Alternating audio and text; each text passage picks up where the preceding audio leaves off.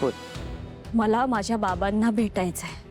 अगं तेच तर बोलायला आले होते मी तुझ्याशी, पण आपला विषयच अर्धवट राहिला ना. मायाची बातमी आली ना तेव्हा. हे बघ, मी तुझी आणि तुझ्या बापाची भेट घडवून आणेन, पण तुला त्याच्याशी बोलता नाही येणार. का? कारण मुर्दे बोलत नसतात. आईसाहेब,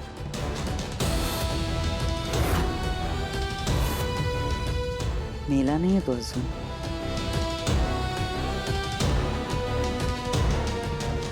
पण त्याचा श्वास माझ्या हातात आहे.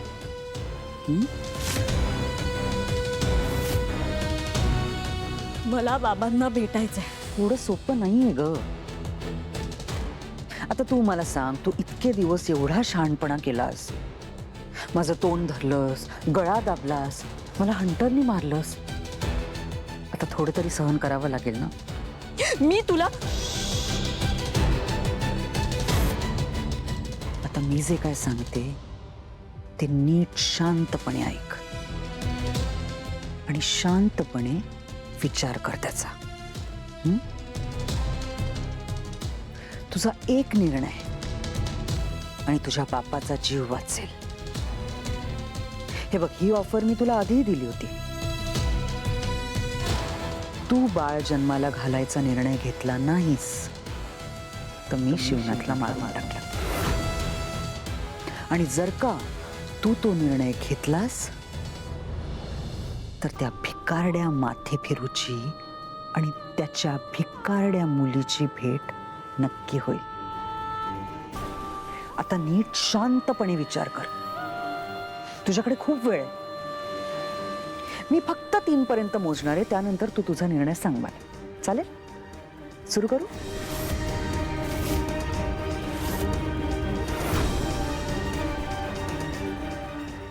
एक.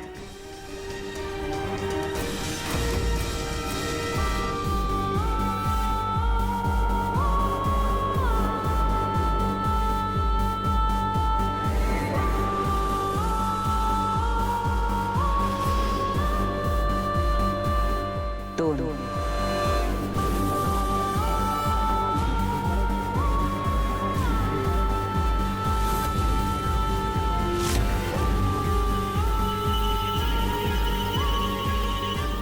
मला मान्य आहे. मान्य आहे मला. फक्त त्याआधी मला एकदा बाबांना भेटायचं.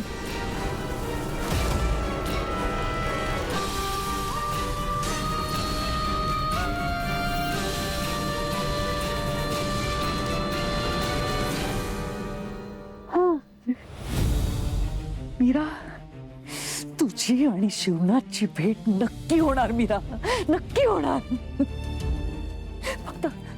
फक्त माझी एकच अट आहे. जोपर्यंत तुझं मूल जन्माला येत नाही ना, तोपर्यंत शिवनाथ माझ्या तावडीत राहील. पण तू काळजी करू नकोस, मी त्याला अगदी फुलासारखं जपेन. हा, म्हणजे इथे तुझ्या पोटी तुझं मूल जन्माला येईल आणि तिकडे मी शिवनाथला मोकळं करेन. चालेल?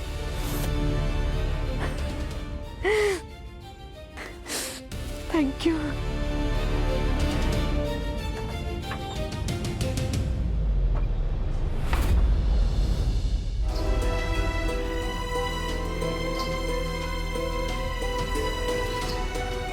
देवी आई, माझ्याकडे दुसरा कोणताच पर्याय नव्हता.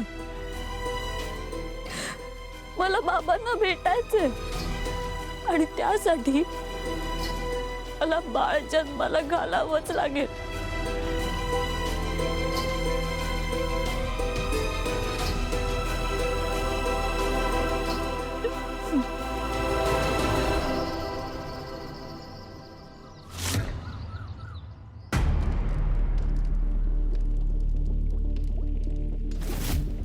मार्जरी, मीरा तयार झाली. मी जिंकले. ती पायाशी आली माझ्या.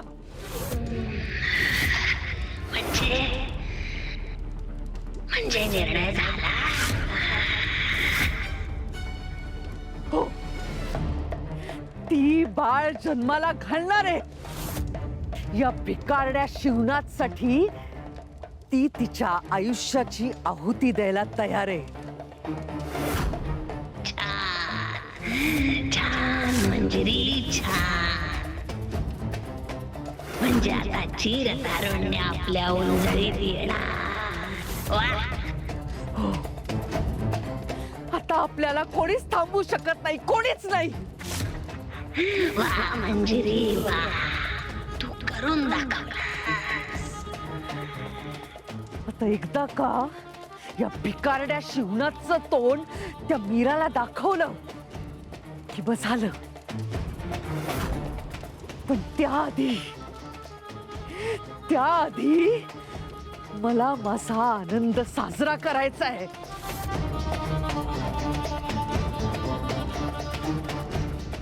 या शिवनाथला या चापकानी फोडून काढायचंय मला.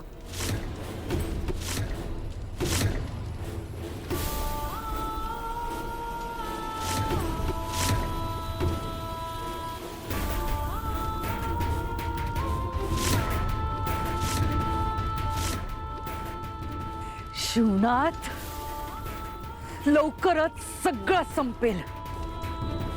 आज तुझ्या या देहावर मी मारलेल्या फटक्यांनी माझा विजय कोरला जाईल. तुझ्यामुळे आणि तुझ्या त्या मुलीमुळे माझ्या मार्गात अडथळे आले. प्रत्येक पावलावर अडवलंस मला, माझ्या शक्तीला आव्हान दिलंस. खूप सहन केलं मी, खूप सहन केलं. पण आता नाही. आता आम्हाला कोणीच थांबवू शकत नाही, कोणीच नाही.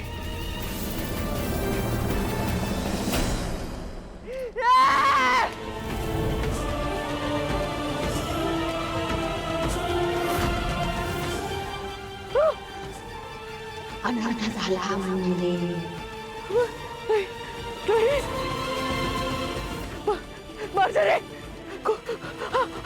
कुठे गेला, कुठे गेला? हे काय झालंय? हे अशक्य आहे. तो तर आपल्या ताब्यात होता.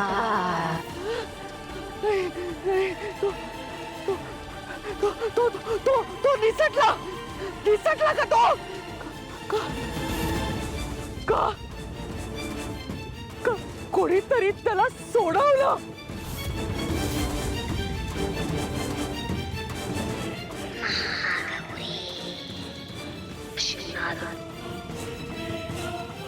म्हणजे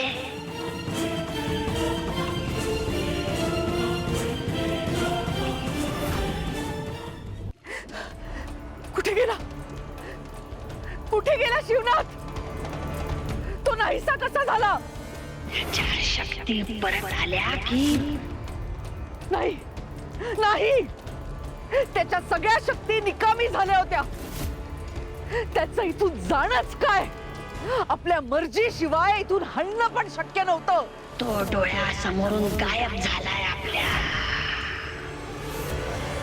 आणि तो कधी गेलाय हेही आपल्याला माहिती नाही.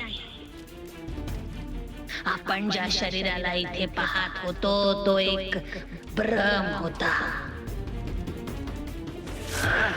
आपल्याला फसवत होता तो. नाही